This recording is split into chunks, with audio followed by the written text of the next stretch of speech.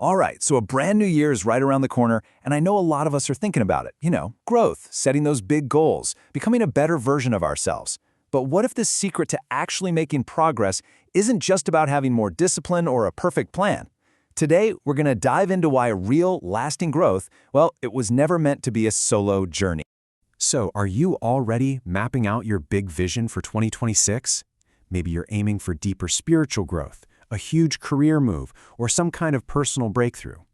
We often take a lot of pride in being super driven and independent, right? We read all the books, we listen to the podcasts, we make the plans, and we try to just power through all on our own. But there's this feeling that almost everyone runs into, even the most focused people. It's that feeling of being stuck. You know what I'm talking about? You're doing all the right things, you are putting in the work, but you just hit this wall, this plateau. It feels like something absolutely crucial is missing, but you just can't quite put your finger on what it is. And that really gets to the heart of what we're talking about today. It's captured perfectly in this idea. You can go faster alone, but you grow farther together. Think about that. Sure, speed and doing things on your own can feel super productive for a little while.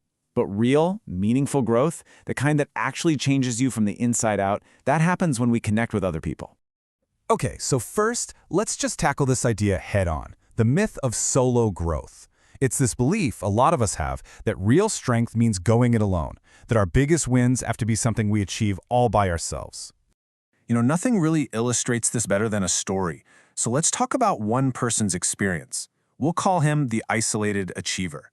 He really lived out this whole myth of doing it all alone. So let's meet Daniel. On the surface, this guy was doing everything right. A total high performer at work and just so dedicated to his own personal and spiritual growth. He was disciplined. He was consistent. But here's the catch. He was doing it all completely alone. And listen to what Daniel himself said. He put into words that exact same frustration we were just talking about. He had all the right inputs, right? The discipline, the consistency, but the results just felt hollow. I love this distinction. He was growing around people at church and at work, but he wasn't actually growing with them. So one day, a pastor who was mentoring him asked this really simple but, wow, incredibly powerful question. He didn't ask about Daniel's goals or his habits. He asked about his relationships. He said, who knows what you're really praying about right now? And look, whether you pray or not, just think about the core of that question.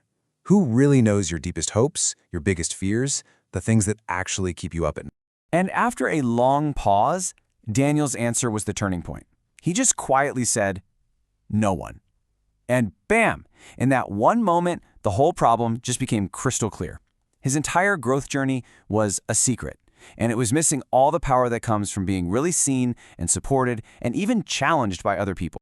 Daniel's big light bulb moment really points to something much, much bigger. It's this idea that community isn't just some nice little add-on for personal growth. No, it's actually part of our fundamental design. It's woven right into how we were made to grow. Think about it. One of the oldest texts in the world puts it so simply. It is not good for man to be alone. And this is not just about marriage or romantic relationships. It's talking about a much deeper human truth, that we need connection for everything, for our purpose, for our healing, and especially for our growth. And this next one perfectly shows what that connection actually looks like in real life. As iron sharpens iron, so one person sharpens another. It's such a great picture, right? It's active, it's not passive. When two pieces of iron sharpen each other, there's friction, there's heat. It's not always comfortable, but the result is a sharper, better tool. And it's the exact same way with people. Our interactions challenge us, they refine our ideas, and they make us better. So here's the bottom line.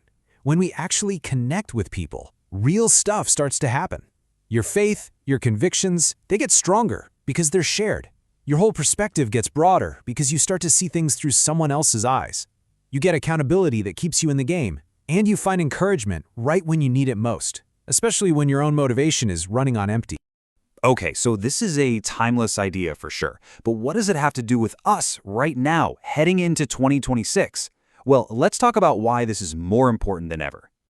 In our world today, community can look like a lot of different things. Of course, you've got your classic offline communities, your local church, small groups, things like that. But now we also have these incredible online communities, groups for shared learning or faith-based groups where people connect from literally all over the globe. The key takeaway here is that the place doesn't matter nearly as much as the principle behind it. Is it a place built on shared values and a real desire to grow? That's the real question. So number 1, community keeps you grounded. I mean, let's face it, we are swimming in a sea of noise, opinions, and just endless distractions. A solid community, it's like an anchor. It holds you steady and reminds you of what's true when all that doubt and confusion starts to creep in.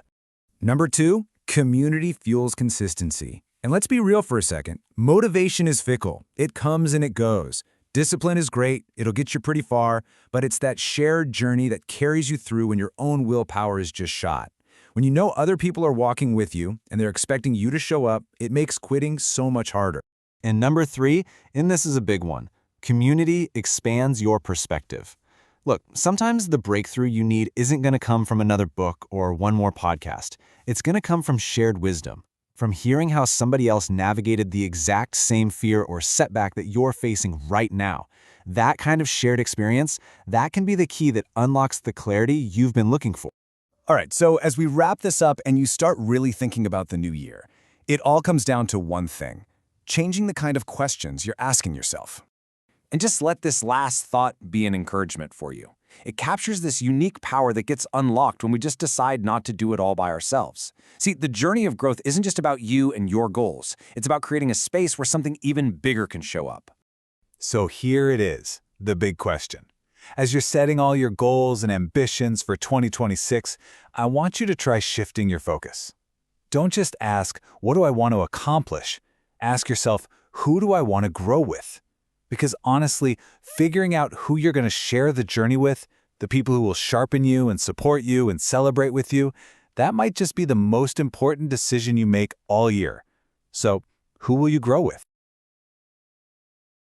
Want to start your week with power, peace, and purpose?